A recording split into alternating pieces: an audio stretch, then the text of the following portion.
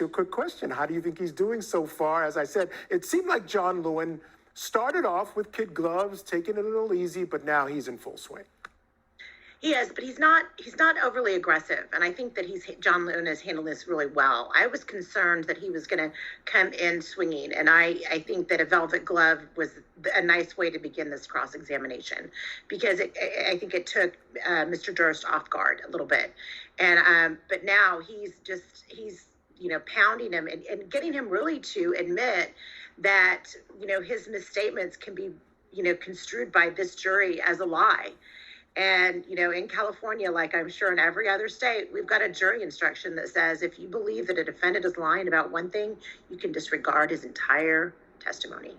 And I think he's done a fantastic job, Christa, of making that clear, because now basically he got him to admit that, hey, if you killed him, would you tell us? If you killed Kathy Durst, would you tell us? If you killed Susan Berman, would you tell us? He basically said no. So now every time he asks him a serious question that has consequences for him, he asks him that same question. How are we supposed to believe you when you already said that you would lie about something as serious as whether you killed these folks? And I think that has been very effective for him.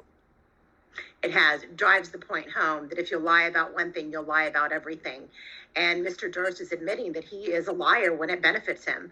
And, it is his hubris that, will catch up to him in this regard. He thought he could take the stand and beat Mr. Lewin at his own game.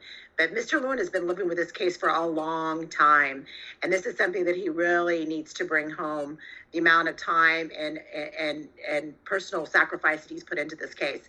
And Mr. Durst is not standing up well to him. He's, old and frail and weak, and he is not looking good. Earlier, he looked strong, I think, during his direct examination, and sympathetic at times.